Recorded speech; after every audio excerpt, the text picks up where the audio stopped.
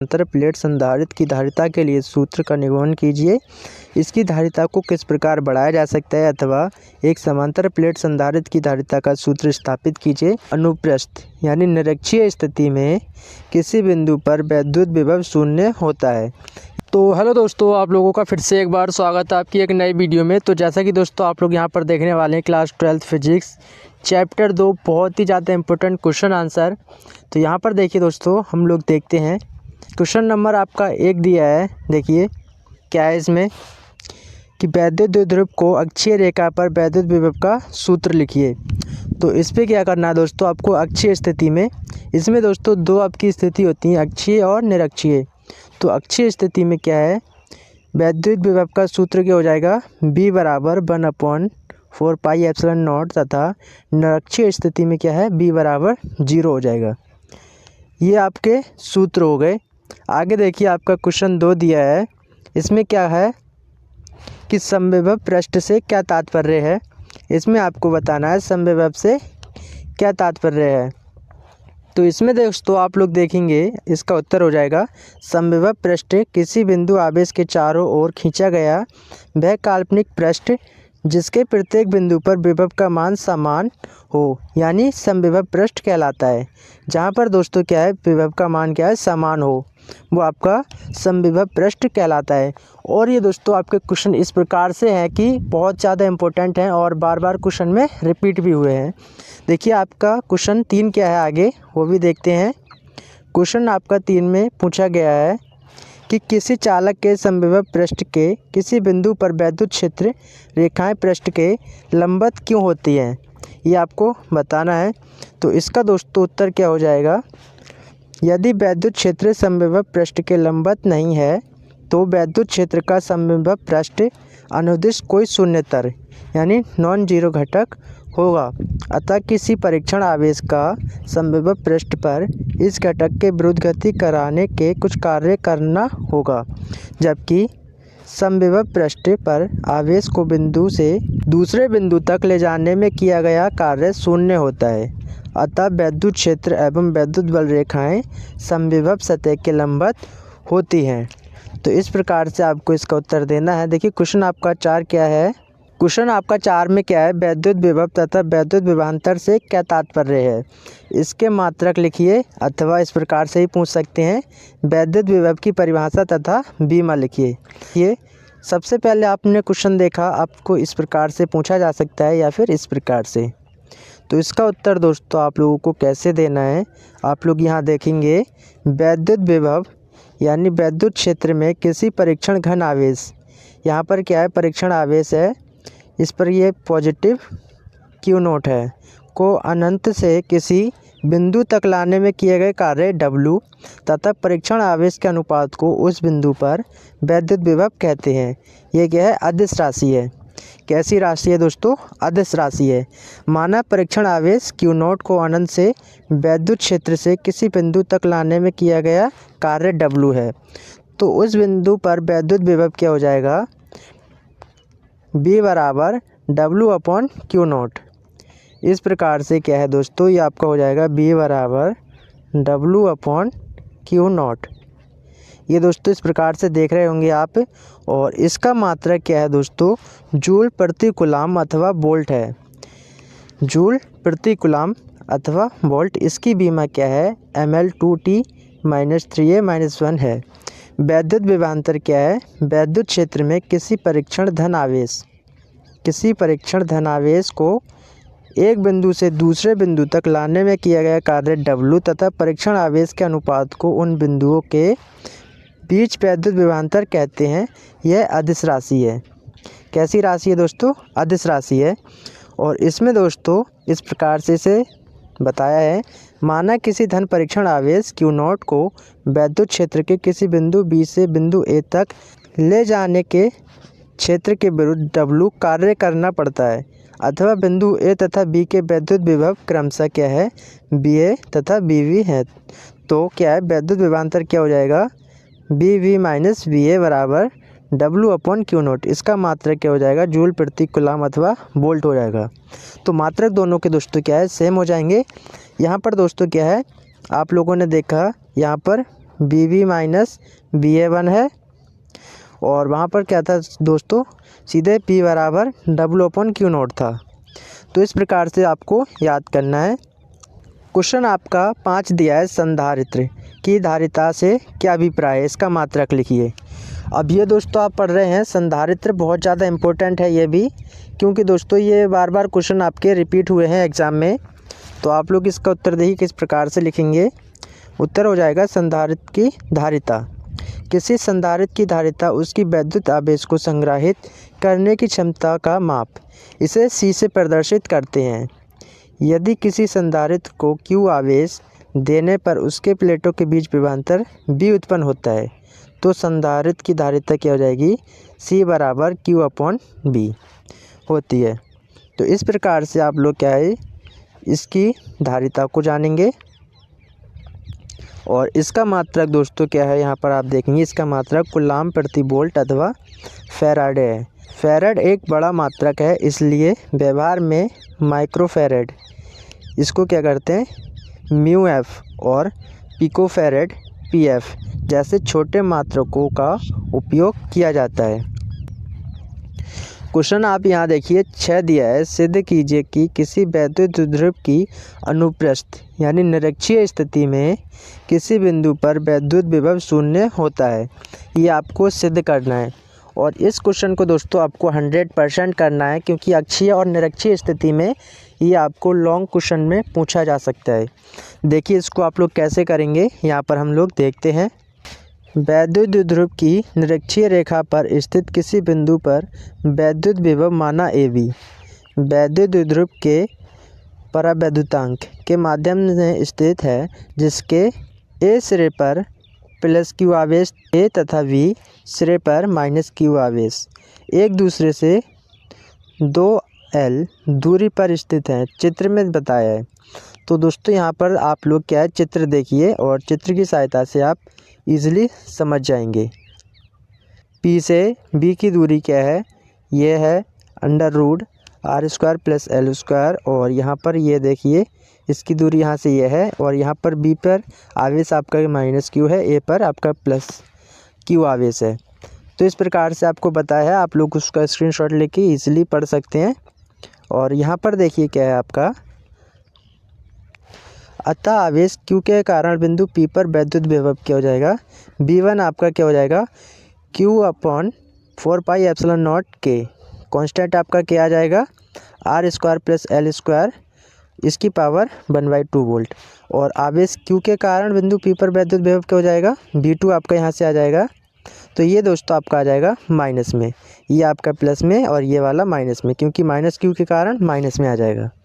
यहाँ पर दोस्तों बिंदु P पर परिणामी वैद्युत विभव क्या हो जाएगा, तो B1 प्लस B2, ये इसमें फार्मूला लगाएंगे। और यहाँ पर देखिए B1 का मान आपका ये हो जाएगा, प्लस चल रहा था लेकिन आपका माइनस दिया था तो माइनस लगा दिया। और यहाँ पर दोस्तों आप देखेंगे परिणामी वैद्युत विभव का मान क्या आ जाएगा, आपका 0 निकल के आ जाएगा, ये आपका 0 आ जाएगा। तो इस प्रकार से आप लोग देख सकते हैं। और लिख देना है आपको, समविभव पृष्ठ वैद्युत क्षेत्र में स्थित ऐसा पृष्ठ जिसके प्रत्येक बिंदु का वैद्युत विभव समान होता है समविभव पृष्ठ कहलाता है। यानी दोस्तों समविभव पृष्ठ में क्या है, वैद्युत क्षेत्र में स्थित पृष्ठ जिसके प्रत्येक बिंदु पर क्या है, वैद्युत विभव का मान समान होता है समविभव पृष्ठ कहलाता है। जहाँ पर आपका वैद्युत विभव का मान समान दिया है हर बिंदु पर, वो आपका समविभव पृष्ठ होगा। तो एक बार दोस्तों आप लोग चित्र को और देख लीजिए आराम से। चित्र को दोस्तों आप लोग यहाँ देखेंगे P इस प्रकार से, और यहाँ पर एक बिंदु आपका P लिया है B और A। तो यहाँ पर इस प्रकार से आप लोग देख सकते हैं, यहाँ से O से B तक की दूरी आपकी L है और O से लेके A तक की दूरी आपकी L है, तो ये आपकी 2L हो जाएगी। तो इस प्रकार से दोस्तों आप लोग समझ गए होंगे निरक्षीय स्थिति में कैसे निकालना है परिणामी वैद्युत विभव। और आपका यहाँ पर देखिए क्वेश्चन आपका 7 दिया है, ये भी इम्पोर्टेंट है आप लोगों के लिए कि समविभव पृष्ठ से क्या तात्पर्य है। इसकी महत्वपूर्ण विशेषताएं क्या हैं, आवेश 2 खोखले संकेंद्रीय गोले पर जिनकी त्रिज्याएं R1 तथा R2 हैं। यहाँ पर क्या है, R1 का मान ज़्यादा है R2 से, इस प्रकार से वितरित किया है ताकि उनके आवेश के पृष्ठ घनत्व समान हो। गोले के उभयनिष्ठ केंद्र पर विभव ज्ञात कीजिए। इम्पोर्टेंट क्वेश्चन है दोस्तों आप सभी के लिए। तो आइए इसको भी हम लोग देख लेते हैं कैसे आप लोगों को करना है। तो यहाँ पर सबसे पहले उत्तर में क्या करना है, समविभव पृष्ठ वैद्युत क्षेत्र में स्थित ऐसा पृष्ठ जिसके प्रत्येक बिंदु पर वैद्युत विभव समान होता है समविभव पृष्ठ कहलाता है। तो यहाँ पर दोस्तों आप लोगों को पता चल गया होगा समविभव पृष्ठ क्या होता है, क्योंकि ये दोस्तों कई बार इसमें पूछ भी लिया गया है, आप लोगों ने देख लिया होगा यहाँ पर। तो यहाँ पर ये आपका गोला लिया गया है, देखिए 2 आपके गोले हैं, ये एक आपका है R1, दूसरा है आपका R2, इस प्रकार से। और यहाँ पर देखेंगे दोस्तों आगे क्या दिया है इसमें, समविभव पृष्ठ की विशेषताएं। अब इसकी विशेषताएं क्या है, देखिए समविभव पृष्ठ पर किसी बिंदु के आवेश को एक बिंदु से दूसरे बिंदु तक ले जाने में किया गया कार्य शून्य होता है। इसमें दोस्तों हम एक बिंदु से दूसरे बिंदु तक कोई भी आवेश लेके जाते हैं तो इसमें क्या है, कार्य शून्य होता है। सेकंड इसमें दिया है समविभव पृष्ठ के प्रत्येक बिंदु पर वैद्युत क्षेत्र की तीव्रता पृष्ठ के लंबवत होती है, क्या है, पृष्ठ के लंबवत होती है। और 3 दिया है इसमें 2 समविभव पृष्ठ कभी एक दूसरे को नहीं काटते, क्योंकि यदि ऐसा होगा तो उनके कटान बिंदु पर खींचे गए 2 अभिलंब उस बिंदु पर वैद्युत क्षेत्र की 2 दिशाओं के प्रदर्शित करेंगे। तो यहाँ पर दोस्तों आप लोग देखेंगे 2 समविभव पृष्ठ क्या है, कभी एक दूसरे को नहीं काटते, तो वो चलते रहते हैं, ऐसे चलें या फिर सीधे चलें, जैसे भी हैं, कभी कटान नहीं करते हैं। तो क्वेश्चन आपका 8 दिया है, सिद्ध कीजिए कि किसी वैद्युत द्विध्रुव अक्षीय स्थिति में किसी बिंदु पर वैद्युत विभव क्या है, B बराबर 1/4 पाई एप्सिलॉन नॉट P/r² होता है। ये आपको सिद्ध करना है। तो यहाँ पर देखिए कैसे करना है, आइए इसको देखते हैं। तो सबसे पहले यहाँ पर क्या करना है, इसकी परिभाषा इस प्रकार से लिखनी है कि वैद्युत द्विध्रुव के अक्षीय रेखा पर स्थित किसी बिंदु पर वैद्युत विभव माना क्या है, AB एक वैद्युत द्विध्रुव जो के परावैद्युतांक के माध्यम में स्थित है, इसके A सिरे पर प्लस Q आवेश है तथा B सिरे पर माइनस Q आवेश है, एक दूसरे से 2L दूरी पर स्थित हैं। वैद्युत द्विध्रुव के मध्य बिंदु O से R दूरी पर अक्षीय स्थिति में कोई बिंदु P है जहां पर वैद्युत विभव ज्ञात करना है। तो दोस्तों आपने निरक्षीय स्थिति में करा था, उसी प्रकार से यहाँ पर भी देख लेना है, बहुत ज़्यादा इजी है। अगर आप समझ जाते हैं तो आवेश प्लस Q के कारण बिंदु P पर वैद्युत विभव क्या हो जाएगा, तो यहाँ पर आपका बिंदु P की आवेश प्लस Q है, से दूरी क्या है, R-L हो जाएगी। तो यहाँ पर दोस्तों आगे करना क्या आपको, देखिए अतः B1 बराबर यहाँ से क्या आ जाएगा 1/4 पाई एप्सिलॉन नॉट, यहाँ पर K भी लग जाएगा, परावैद्युतांक माध्यम है, और यहाँ पर Q अपॉन हो जाएगा R-L, क्योंकि दोस्तों ये आपकी इसकी दूरी है। आवेश माइनस Q के कारण बिंदु P पर परावैद्युतांक क्या हो जाएगा, तो यहाँ पर दोस्तों ये आपका हो जाएगा माइनस में। यहाँ पर इस प्रकार से देखिए अतः B2 बराबर आपका आ जाएगा 1/4 पाई एप्सिलॉन नॉट के Q माइनस अपॉन R+L। तो ऊपर आपने देखा R-L हो रहा था, यहाँ पर ये माइनस कॉमन ले लिया इधर, तो इस प्रकार से हो जाएगा बिंदु P पर क्या है, परिणामी वैद्युत विभव क्या हो जाएगा, B बराबर B1 प्लस B2। तो यहाँ पर दोस्तों हम दोनों का मान लगा देंगे, B1 B2 का मान आपको यहाँ मिल चुका है, और यहाँ पर देखिए हम मान लगाते हैं, तो यहाँ से हमें क्या प्राप्त होता है, यहाँ पर हमने B1 का मान ये लगाया और B2 का भी मान लगा दिया है, जिसमें हमारा 1/4 पाई एप्सिलॉन नॉट के ये हमारा कॉमन चल रहा था, इसको हमने कॉमन ले लिया है। क्योंकि इसको हमने कॉमन लिया है तो यहाँ पर क्या है, चिन्ह चेंज हो जाएगा। तो यहाँ पर देखिए हमने Q को भी कॉमन ले लिया, यहाँ से यहाँ पर भी Q चल रहा है, यहाँ पर भी Q चल रहा है, तो Q को हमें कॉमन लिया तो Q हमारा ऊपर आ जाएगा, तो Q/4 पाई एप्सिलॉन नॉट के हो जाएगा। यहाँ पर क्या बचेगा आपका R, यहाँ पर चिन्ह चेंज हो जाएंगे, तो R+L माइनस R-L, इसको हमने ब्रेक कर लिया। तो यहाँ पर दोस्तों इस प्रकार से यहाँ पर आपका आ जाएगा R² माइनस L², क्योंकि हमको इस फॉर्म में लिख सकते हैं, जो आप ये फॉर्म देख रहे हैं इसको इस फॉर्म में भी लिख सकते हैं। तो यहाँ से दोस्तों आप देखेंगे B1 का मान हमारा क्या आ जाएगा, यहाँ से 1/4 पाई एप्सिलॉन नॉट के Q, क्योंकि हमने Q की इसमें मल्टीप्लाई कर दी, तो Q 2L R² minus L² हो जाएगा। यहाँ पर देखिए क्या है, चूँकि वैद्युत द्विध्रुव आघूर्ण P बराबर Q/2L होता है, अतः B बराबर 1/4 पाई एप्सिलॉन नॉट के P/R² माइनस L²। यदि द्विध्रुव बहुत छोटा है, अर्थात यहाँ पर क्या है, L² को R² की तुलना में नगण्य माना जा सकता है। यहाँ पर क्या है आर स्क्वायर को नगण्य माना जा सकता है। इस स्थिति में क्या है बी बराबर आपका आ जाएगा 1/4πε0 P अपॉन आर स्क्वायर। यदि माध्यम वायु में निर्वात हो तो के बराबर 1 हो जाएगा। वायु के माध्यम में के बराबर 1 हो जाएगा तो के का मान यहाँ पर 1 रख देंगे। तो यहाँ से हमारा क्या प्राप्त हो जाएगा, तो यहाँ से हमारा प्राप्त हो जाएगा b/1/4πε0 P upon are square. यदि वैद्युत द्विध्रुव की अक्षीय स्थिति में वैद्युत विभव का अभिष्ट सूत्र है। तो यहाँ पर आपका देखिए क्वेश्चन नंबर 10 दिया है, संधारित्र से क्या तात्पर्य है। तो इसको भी आप लोग देख लीजिए। बाकी हम आगे एक और क्वेश्चन देखते हैं। तो संधारित्र की धारिता से क्या तात्पर्य है। संधारित्र किसी भी प्रकार के दो ऐसे चालक का युग्म है जो किसी एक दूसरे के समीप हों, जिन पर बराबर व विपरीत आवेश हो तथा जिसकी एक प्लेट पृथ्वी से जुड़ी हो, वे क्या है संधारित्र कहलाते हैं। तो यहाँ पर दोस्तों क्वेश्चन आपका 11 दिया है, संधारित्र को के उपयोग क्या हैं। तो इसके उपयोग भी देख लेते हैं क्योंकि लॉन्ग क्वेश्चन में पूछा जा सकता है। तो इसके उपयोग क्या हैं। नंबर 1 इसका उपयोग, संधारित्र को के उपयोग जो है आवेश का संचय करेंगे, इकट्ठा करेंगे और वैद्युत उपकरणों में उपयोग किए जाते हैं। तो आई होप दोस्तों क्वेश्चन आप लोगों ने देख लिए होंगे।